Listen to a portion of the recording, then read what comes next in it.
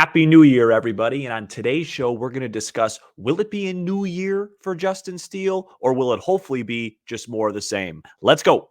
You are Locked On Cubs, your daily Chicago Cubs podcast, part of the Locked On Podcast Network, your team every day.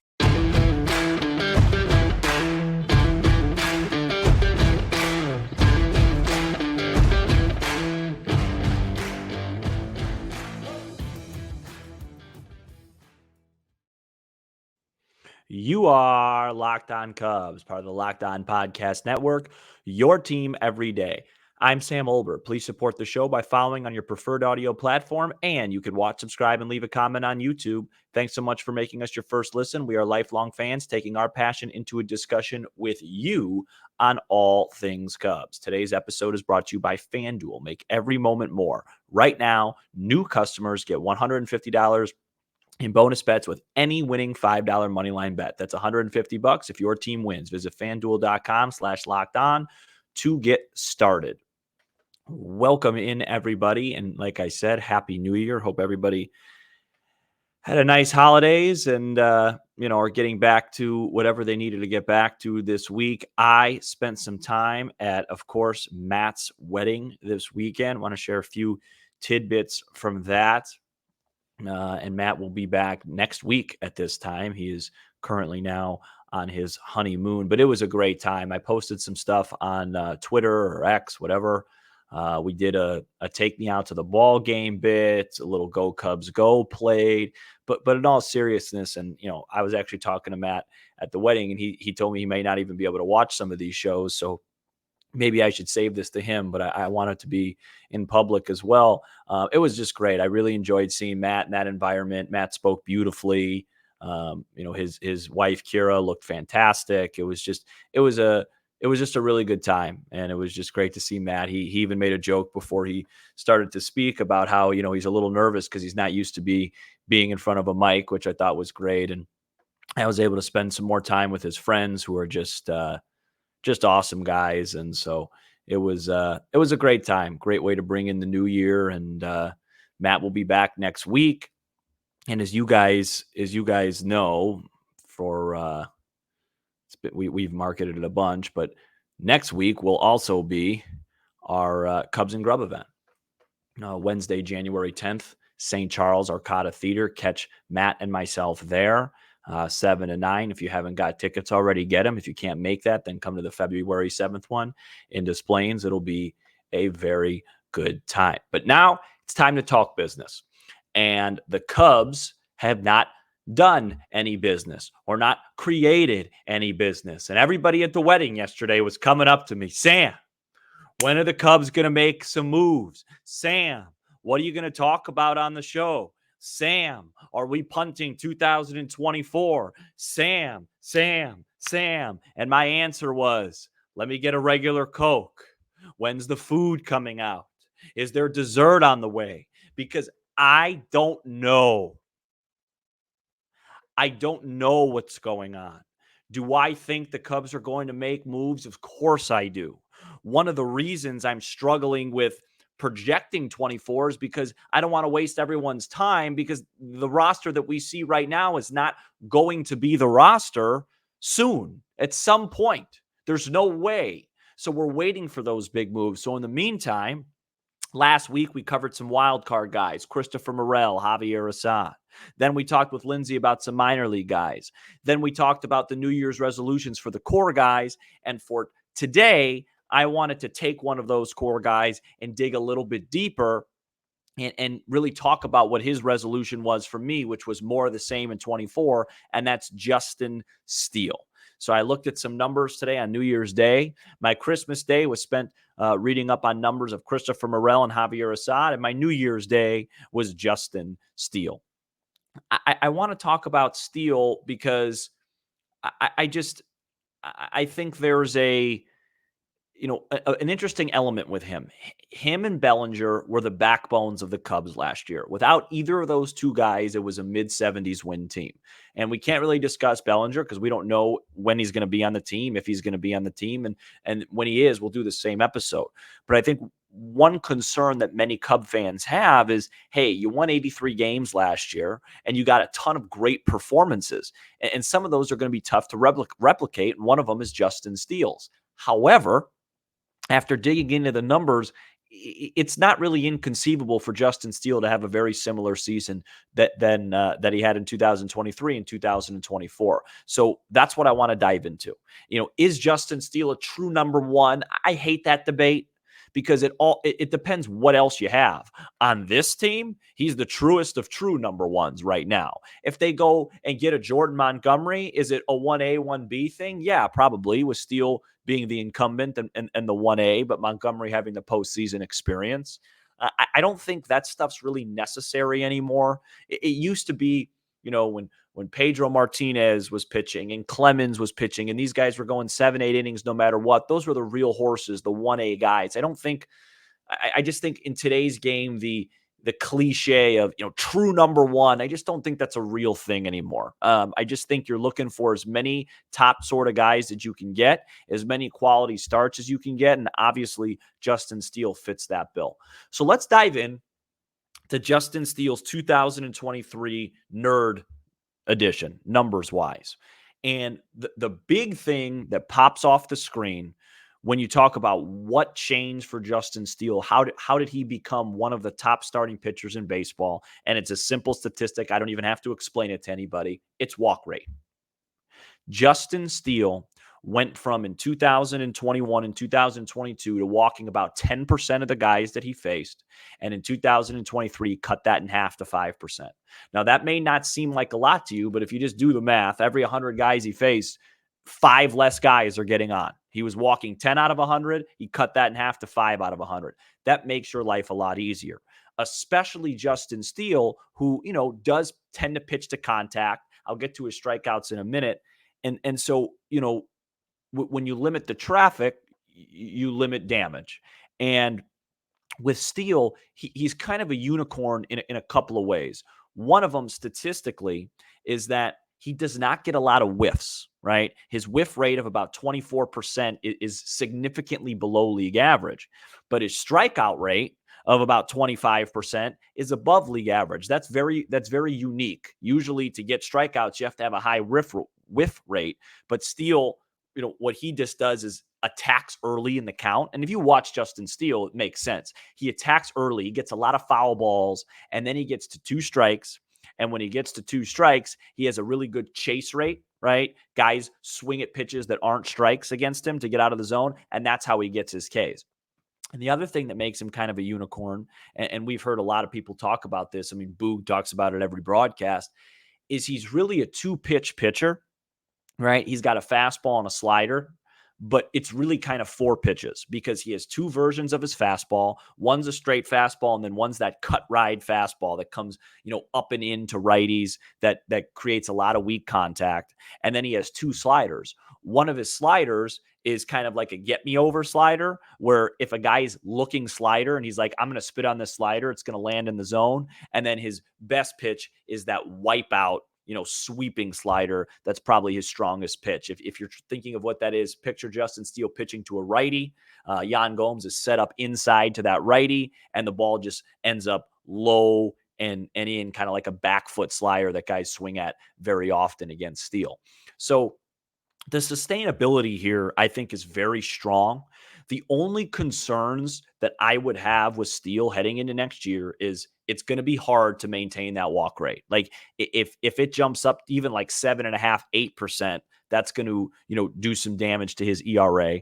And then the other thing with Steele is that last year, for about 80% of the season, he did an awesome job keeping the ball in the park. He did not give up many home runs.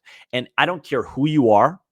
I don't care if you're Kyle Hendricks, Justin Steele, Jacob deGrom, any pitcher. If you keep guys off the bases with walks, so you limit your free passes and you limit home runs, you're going to have success. It just doesn't matter what your profile is. It just doesn't matter. Baseball is such a hard game. It is very challenging over the course of 162 games, or in Justin Steele's case, like 30 starts, for offense is to string hit after hit after hit on you. It just is, right? And so every now and then you're going to have those outings where balls find holes, broken bats, whatever, you give up 5 runs. But over the course of the year, if you limit walks and you limit homers, you're going to find overall some of success. Justin Steele did that really well. However, towards the end of the year, the home runs started to creep up. So if you're looking towards, if you want to be cynical and say, hey, I just don't see it with Justin Steele. How is he going to be really good in 24? Again, that seemed fluky. The answer would be he's probably not going to have a walk rate of 5%. And his home run rate might go up. So if both those go up, instead of like a 3.06 ERA, maybe you're looking at the mid threes. I would argue that it is sustainable. He attacks the zone. He has a formula. I also think he could get more whiffs. He could be a little bit more creative. And, when you look at Steele, like guys don't barrel him up, right? Guys don't hit the ball hard off of him. He's got a really good defense behind him. My conclusion would be, I think last year is probably close to the best version of Justin Steele you're going to see. Like I would be surprised if he took another jump of improvement, but I also would say that, I don't think he's going to have a major year of regression. This isn't a Javier Assad thing. If I had to handicap where I think Steele will be next year, probably, right around, I would say between 3, his ERA between 3 and maybe like 340, somewhere in there. I know it's not the greatest thing in the world. That's, but he ended up with a 306. I think solid. I just think he's going to be very solid. I think him and Jordan Montgomery are very similar type pitchers, which is why I would love to have Jordan Montgomery on the team.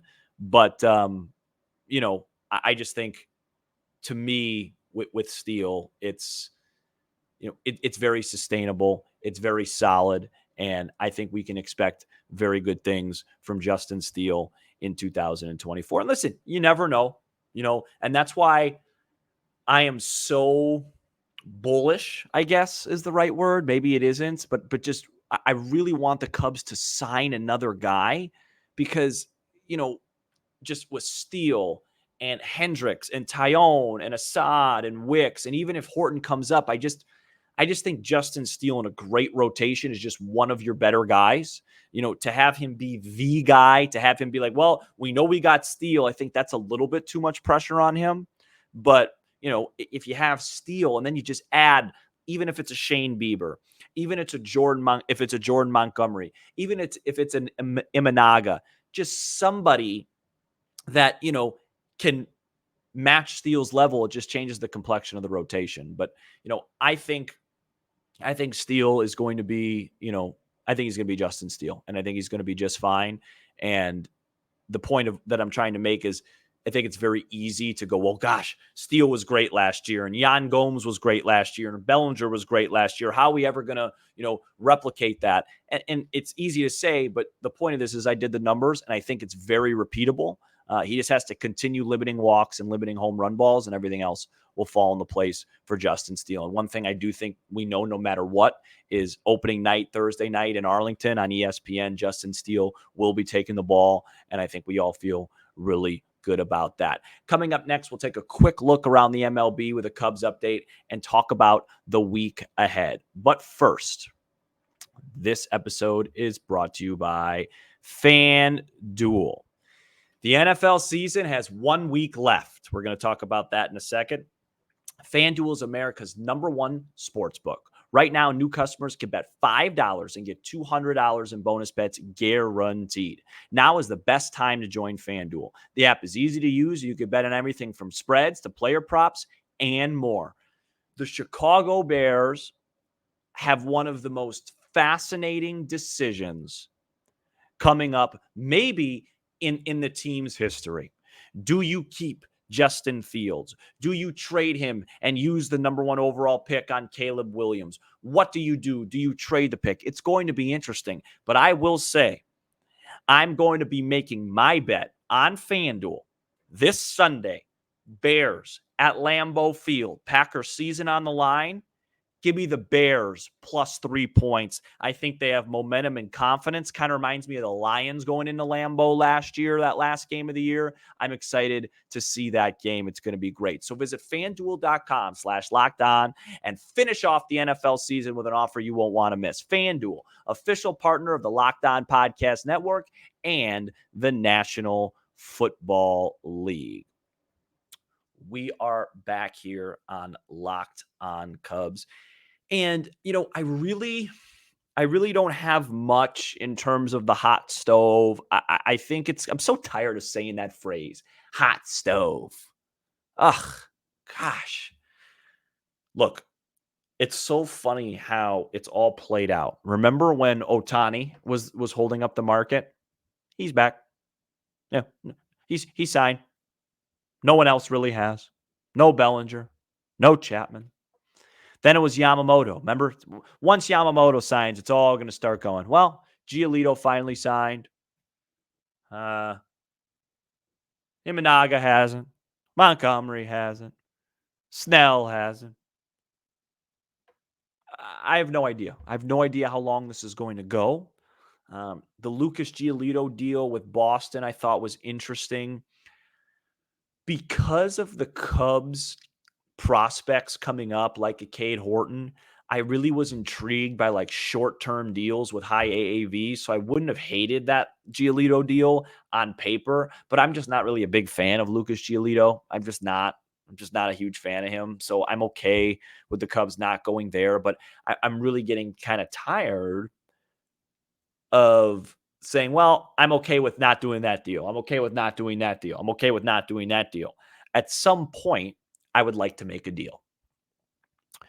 The big one I was reading on today, for those that don't know, it looks like the Cubs right now are pretty close to the favorites with Bellinger and Rhys Hoskins. In terms of pitching, we haven't heard a thing. I haven't heard anything. I have no idea what the Cubs are working on with their pitching. That's my concern. I would be shocked if they didn't land at least one of Rhys Hoskins and Cody Bellinger. I think they need to add both just to have a fighting chance offensively. But the one guy I am kind of interested in the offensive market is Matt Chapman, because I was reading about it. I was reading kind of, who the favorites are, because it's really feels like the Giants and Cubs again. The Giants are the favorites. And I was just thinking, I think that's the type of deal that is very challenging for Jed to make right now, because Matt Chapman would help the Cubs in 2024. There's no question about it. They have a hole at third. He's the best defensive third baseman in the league, unless you want to say Arenado still is. If you look at all his rate stats last year, he got really unlucky. He's probably due for a decent season offensively. The problem is, I think the Cubs really like Matt Shaw. And I think by 2025, they think Matt Shaw could be up and ready to go. So if you do make a big deal for Matt Chapman, you'd have to think it's like a 5-6 year deal.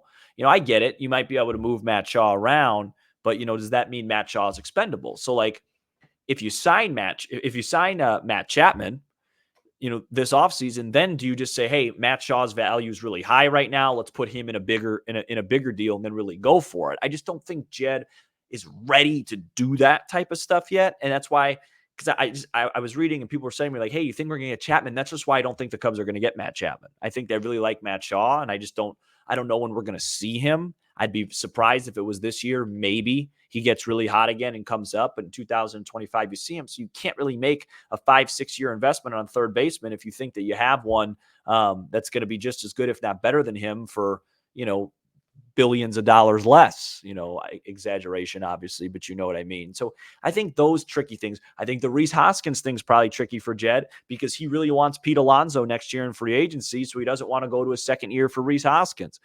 Those type of things, kind of managing how much do you put into 2024 and how much do you keep in your back pocket for 2025 and beyond, is what the Cubs are struggling with. I am not trying to defend them at all. I just think it's unbelievably ridiculous that they haven't done one thing yet. I'm not asking for the world, but just a reliever, some sort of anything, I think just needs to get done this week, just for the fans' sake. I mean, the Cubs are literally the only team in Major League Baseball to not add a Major League player right now. So week ahead, just 3 shows this week. So we will have 2 more for the week. I'm hoping we have something to talk about. One show will be hot stove related. We'll get into Bellinger, Hoskins, Chapman, maybe just break all of them down, do a ranking of who makes the most sense with dollars and fit wise, talk pitching market. And then the other show will be something like today, where we take one of our core guys, evaluate his season, see where he can improve and where he cannot. Moral of this show is have a great, I hope you had a great new year. Justin Steele, I'm not worried about Justin Steele. I think he's going to be very good for the Chicago Cubs for a very long time. Continue to stay healthy, continue to attack the zone, weak contact, keep the ball in the park, and Justin Steele will be a top 2 guy for the boys in blue for a very long time. I will catch you guys tomorrow. And I just want to give a shout out to the everydayers who are with us all 5 episodes throughout the week. And you can become an everydayer by checking us out each and every weekday. Be sure to hit that subscribe button for Locked On Cubs on YouTube and smash the like button for the algorithm. We're also on Apple, Spotify, and wherever you get your podcasts and streaming on Sirius XM. I'm Sam Olber, and this was the first episode of 2024 of Locked On Cubs. Hopefully it's a great year for us all.